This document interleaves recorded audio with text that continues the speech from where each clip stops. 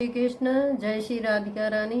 तो आज मैं आप लोगों को तिरुपति बालाजी के बारे में जानकारी दे रही हूँ। मतलब तिरुपति बालाजी के बारे में कथा पढ़ रही हूँ, सुना रही हूँ। और मतलब वही रहेगा 10 मिनट का कथा में जितना भी आ जाता है सुनाती हूँ। पार्ट 1, पार्ट 2, पार्ट 3 करके रखूंगी। जितनी भी प्रभु के कलयुग के देवता बोले जाते हैं, तो इसलिए श्री वेंकटेश्वर बालाजी की जीवन कथा और महात्म इनके बारे में आप लोगों से बताती हूँ कि प्रभु कलयुग के भगवान कैसे बने हैं। तो इसलिए आप लोग मेरी ये कथा की वीडियो आप लोग पूरा देखें, और इस कथा में आगे सुनने के लिए आप कमेंट में ज़रूर लिखें। मैं उसी प्रकार से आप लोगों को आगे की कथा सुनाऊंगी। और मैं तिरुपति बालाजी से होके आई हूँ, तो मेरा पर्पज़ है कि मैं इस चैनल पे श्री भगवान की मतलब धाम वगैरह की वीडियो डालूं और कथा वगैरह वाचूं। अब मैंने अपने कंटेंट में जो मेरी पुरानी वीडियो थी मैंने वो डिलीट इसलिए करी है क्योंकि मैं तिरुपति बालाजी से होके आई हूँ। तो मैंने कहा कि जब मैं प्रभु का ध्यान करती हूँ तो मेरे में ये जो मैं गांव की बहू वगैरह के बारे में डाली थी वो मैंने सारा डिलीट कर दिया। बस एक नए सिरे से फिर से मैं स्टार्ट कर रही हूँ। आप लोग मुझे सपोर्ट करें। और मैं ये चैनल जो है भक्ति में बनाना चाहती हूँ। तो धाम वगैरह की, कहीं घूमने गए हैं, यात्रा वगैरह की, इस तरह से आपको वीडियो मिलेगी। और तब तक के लिए जैसे कहीं नहीं गई हूँ तो आप लोगों को मैं कथा तरह तरह की जो भी भगवान की कथाएं हैं वो आप लोगों के सामने मैं लाती रहूंगी। आप प्लीज अपना साथ और सपोर्ट जरूर बनाएं। राधे राधे। चलते हैं कथा की तरफ। तो आप सबको राधे राधे। तो मैंने कहा, अभी मैंने आप लोगों को जो बोला वो आप लोगों ने समझ ही लिया होगा। तो आज मैं तिरुपति बालाजी के बारे में आप लोगों को महत्व बताने चल रही कि प्रभु पृथ्वी पर इस कलयुग के राजा कैसे बने और कलयुग के देवता कैसे बने। कलयुग का उद्धार करने के लिए ही इस तिरुपति बालाजी में उन्होंने अपनी तिरुमाला में विराजमान हुए हैं। तो चलते हैं कथा की तरफ। तो पहले ही कथा है कि श्री वेंकटेश्वर महादेव की। तो श्री वेंकटेश्वराय नमः। सूत्र महर्षि ने सौनक आदि महामुनियों को श्री वेंकटेश्वर बालाजी के जीवन, चरित्र और महत्व का विचरण कराना। सूतम ऋषि ने सौनक आदि महामुनियों को श्री वेंकटेश्वर बालाजी के जीवन, चरित्र और उनकी लीलाएं बताना।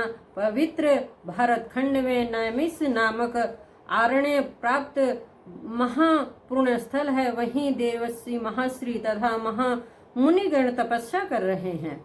श्री वेद व्यास महर्षि से रचना की गई 18 पुराणों को सूत महर्षि ने सौनक आदि महामुनियों को सुनाया था। सौनक महामुनियों ने सूतम महर्षि से प्रार्थना की थी, हे महर्षि, कलयुग प्रत्यक्ष देवम श्री वेंकटेश्वर बालाजी का चरित्र और उनकी लीलाएं बताएं। सूतम महर्षि ने उनकी प्रार्थना स्वीकार करके श्री वेंकटेश्वर बालाजी का लीलाएं इस प्रकार सुनाने लगा। तो आप लोग बहुत ध्यान से सुने। प्रभु श्री बालाजी महाराज, तिरुपति बालाजी की मैं कथा आप लोगों को सुना रही हूँ, तो इसी तरह से आप सुनते रहें। हे मुनिवर, कलयुग में पृथ्वी पर जन्म पा गए स्वब्रह्मानक कोटि जीवन शियों को पाप कर्मों से विमुक्ति देने के लिए श्री महाविष्णु के वेंकटेश्वर स्वामी बालाजी के नाम से वेंकटाचल पर अवतरित हुआ है। इसकी महिमाएं अपार हैं। भक्त जनों को सदा आदर करके उनको मोक्ष प्रदान कर रहा है। जो उनके दर्शन करे, यह जीवन वृत्तांत सुने, यह पढ़े, उनका जन्म परम पवित्र हो जाएगा। ऐसा कहकर सूत महर्षि ने मन में अपने गुरुदेव व्यास महर्षि का ध्यान किया। गुरु के अनुग्रह से ही वेंकटेश्वर की महिमा और लीलाएं उनकी आंखों के सामने प्रस्तुत दिख पड़ी और उसके अनुसार सूत महामुनि सौनक आदि महामुनियों से इस प्रकार कहने लगा। तो सारे साधु संत एक दूसरे से बोलने लग गए और महर्षि जो व्यास जी थे उनसे प्रार्थना करने लग गए कि हमें तिरुपति बालाजी के बारे में वृत्तांत से सारी उनकी कथा सुनाए। तो इस तरह कथा की तरफ अब चल रहे हैं। तो सबसे पहला जो आते हैं नारद महर्षि। नारद महर्षि ब्रह्मदेव का पुत्र हैं, ब्रह्मा के पुत्र हैं नारद जी। तो पुत्र हैं, सदा हरि नाम श्रवण करते गाते 14 भुवनों में घूमते फिरते रहना उनका स्वभाव है। 14 भुवनों में मतलब पूरे भूमंडल में वो घूमते ही रहते हैं। उनका स्वभाव एक जगह वो टिक ही नहीं सकते, बैठ नहीं सकते, इसलिए उनको घूमना ही है। घूम घूम के ही हरि भजन उनको करना ही है। वैसे ही घूमते फिरते हुए देवताओं में आपस में झगड़े की सृष्टि करके उनको झगड़ते हुए देख कर आनंदित होना उनका काम है। देवताओं में भी लड़ाई झगड़ा लगा कर करके और उनको भी आपस में लड़ते हुए देख के वो आनंद का लाभ उठाते, उन्हें आनंद आता है। और दुष्ट शिक्षण शिष्ट रक्षण के लिए और मानव कल्याण के लिए श्रीमन नारायण को उस समय पर अवतार करने का प्रोत्साहन कराता रहता है। हरि नाम श्रवण गाते गाते तीनों लोकों में घूमता हुआ नारद ब्रह्म लोक में पहुंचा। उस समय ब्रह्मा पाषाण पर बैठे हुए थे। उनके पास ही सरस्वती देवी मधुर स्वर में वीणा दान वादन करती हुई बैठी थी। नारद ने वहां पहुंचकर ब्रह्मदेव को प्रणाम किया। ब्रह्मदेव ने आशीर्वाद देकर नारद को उचित आसन पर बैठाने की अनुग्रह दी। उस समय ब्रह्मदेव के दर्शन के लिए इंद्र आदि देवता, सूर्य चंद्र आदि नवग्रह देवता वहां आकर बैठे हुए थे। त्रिलोक संचारी नारद को वह देखकर सभी देवता त्रिलोक के समाचार नारद से सुनने के उत्साह में थे। तो अब नारद जी जो हैं वो पूरे मतलब भूमंडल 14 भूमंडल है वहां पे घूमते रहते थे और आपस में मतलब एक दूसरे से लड़ाई झगड़ा हो भी जाती थी देवताओं में, तो उनका आनंद लेते थे। और इसी तरह से भ्रमण करते करते और नारायण जप करते कराते लोगों को, जप बताते बताते लोगों का कल्याण भी करते थे। अब वो अपने ब्रह्मा मतलब अपने पिता के पास आते हैं और वहां पे देखते हैं कि आसन पर ब्रह्म जी विराजमान है और सरस्वती माता जो है वो बीड़ा बजा रही हैं, मधुर धुनें निकल रही है। और उनके पास ही देख रहे हैं कि चंद्रमा है, सूर्य हैं, 9 ग्रह हैं और सारे देवी देवताएं जितने हैं सब उस सभा में प्रस्तुत हुए हैं। और सब देवता जब नारद जी को देखते हैं तो बहुत प्रसन्न होते हैं कि पूरे भूमंडल का समाचार जो है वो नारद जी हमें सुनाएंगे। जैसे आजकल हम टीवी लगा लेते हैं ना, तो पूरे देश दुनिया की खबर जो है हमें टीवी में बता दी जाती है। उसी तरह से पूरे भूमंडल, पूरे स्वर्ग की जो कथा है धरती आकाश पाताल का, वो नारद जी सबके पास पहुंचा देते हैं। तो इस तरह भगवान के पास नेटवर्क का काम नारद जी करते हैं और धरती पर ये हमारा टीवी करता है। ब्रह्मदेव को देखकर नारद ने कहा, हे पृथ्वीदेव, द्वार युग के कृष्ण अवतार के बाद श्री हरि ने इस कलयुग में कोई अवतार धारण नहीं किया है।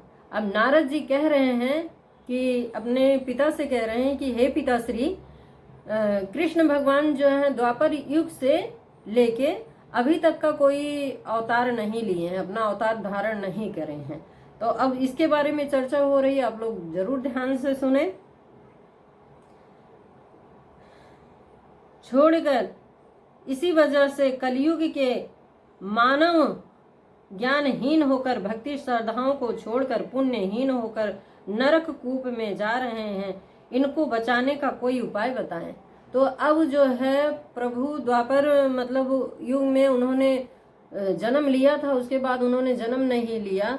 और जो कलयुग है इस तरह से हावी हो गया है कि कलयुग में जो लोग धरती पर विराजमान है ना तो भगवान का नाम ले रहे हैं ना कुछ, मतलब बहुत पापमय होता जा रहा। तो इसका आप कुछ उपाय बताए। तो 9 ग्रह देवता कोई उपाय बताएं। ब्रह्म वेद नारद का उद्देश्य जानकर कहा, हे पुत्र, तुम तो त्रिलोक सहचरी हो, ब्रह्मा जी कहते हैं कि आप तो सारे ब्रह्मांड को घूमते रहते हो, सहचरी हो, मतलब सारे खोज खबर सब आपको रहती है, तो आपको इसके बारे में भी पता होगा। सहचरी हो, जो कुछ होता है वह उसका प्रतिकार करना भी तुम जानते हो। तो ब्रह्मा जी जो हैं वो अपने बेटे से कह रहे हैं, नारद जी से, कि जो कुछ भी होगा वो आप जानते हैं और पूरा भ्रमण करते रहते हैं, तो इसका जो कार्य है, तुम संकल्प मात्र से कई महान कार्य कर चुके हो। संकल्प लेके नारद जी ने कई महान कार्य कर चुके हो। तुम ही ऐसा कोई उपाय सोचो जिससे मानव कल्याण के लिए श्री हरि का अवतार हो। इससे तुम्हारी कीर्ति बढ़ जाएगी और कलयुग का भी उद्धार हो जाएगा। अब ब्रह्मा जी के पास तो ये खुद ही गए थे। अब ब्रह्मा जी ने नारद जी से कहा कि इसका तो उपाय तुम ही सोच सकते हो। तो अब सारा जो है टोकरा जो है नारद जी के ऊपर डाल दिया गया है। अब नारद जी ने कहा, नारद ने ब्रह्मदेव की बातें सुनी और भविष्य कार्य को मन में सोचते हुए ब्रह्मदेव से विदा लेकर वहां से रवाना हुए। नारद के इस महान कार्य को देखकर इंद्र आदि देवता बहुत संतुष्ट हुए। अब बस इतनी सी ही ब्रह्मदेव ने उनको कहा, आप सब जानते हो आपको क्या करना है, आप बहुत बड़े बड़े कार्य कर चुके हैं, तो इसलिए आपको खुद ही ये काम करना होगा, और सभी देवताओं के लिए, सभी मानवों के लिए, और खास करके कलयुग का उद्धार करने के लिए। अब नारद जी वहां से चल पड़ते हैं और सारे देवी देवता बहुत खुश होते हैं कि नारद जी जरूर कुछ न कुछ उपाय सोचेंगे। तो मुनिवरों से नारद अपने मन का सहस्य प्रकट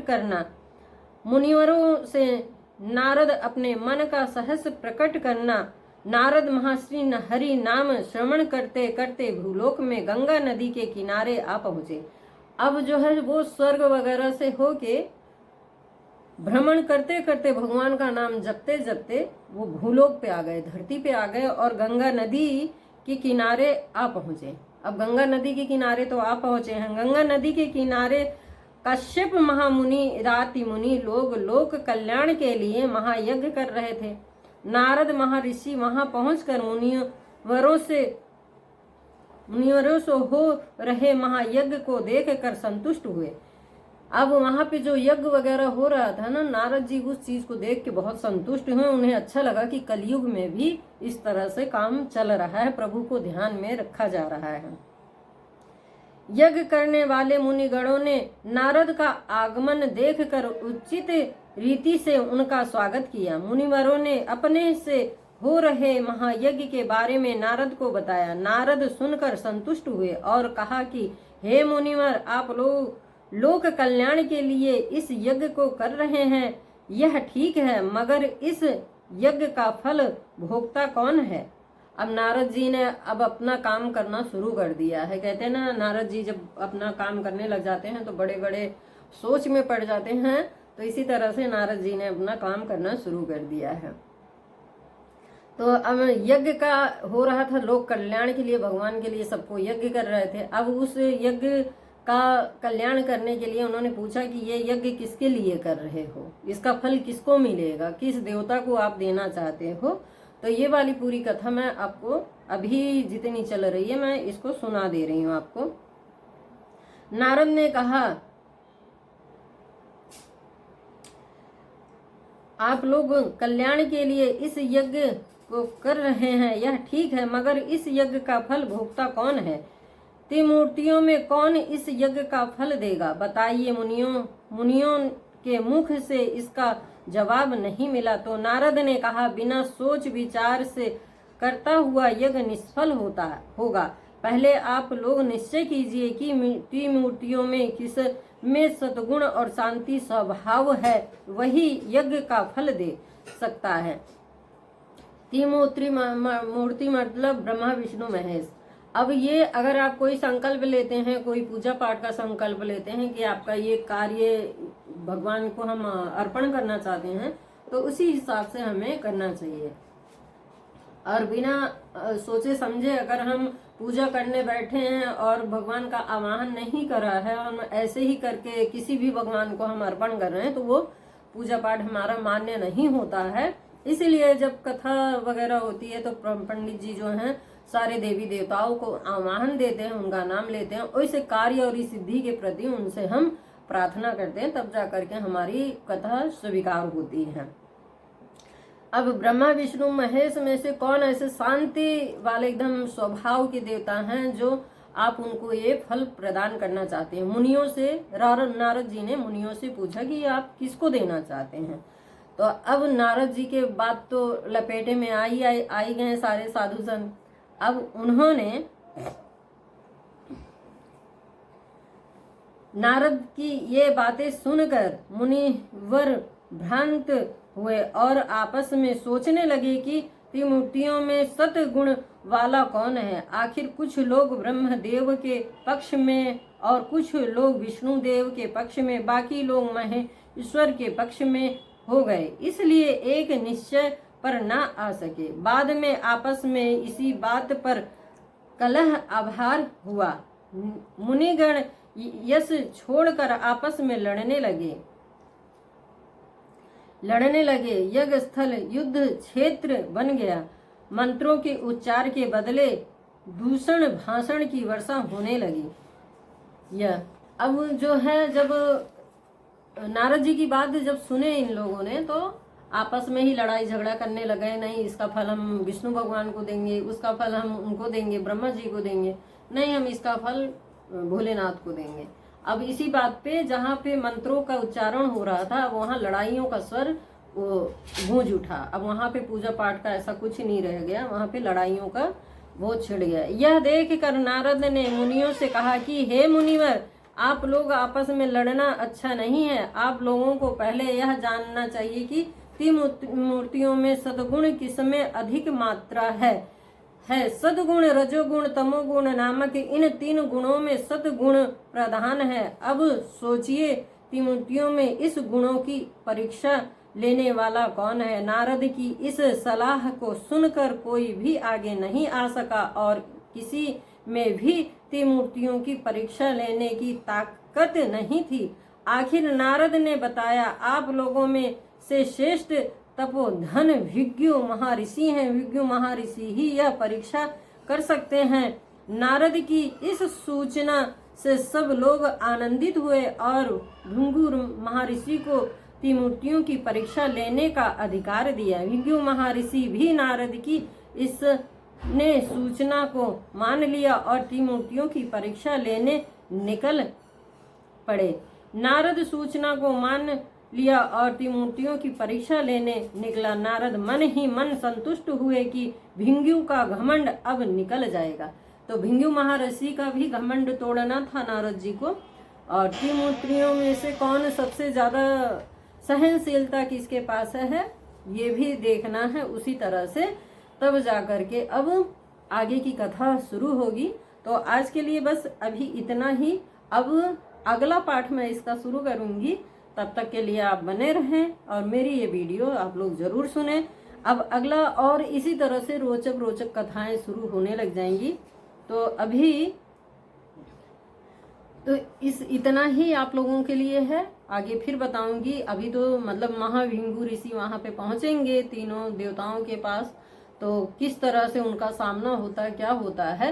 लेकिन नारद जी ने अपना कार्य करना शुरू कर दिया। बिना नारद जी के हाथ लगाए कहीं काम नहीं होता। वो चाहे कंस को मतलब मोक्ष दिलाना हो या रावण को मोक्ष दिलाना हो, किसी भी देवी देवताओं को मतलब मोक्ष दिलाने की बात आई हो तो सबसे पहले नारद ही जी होते हैं जो इस मोक्ष के जरिए प्रभु का मतलब जन्म अवतार से लेकर के सारा आनंद अपने प्रभु का वो उठाते हैं और हरि भजन में लगे रहते हैं।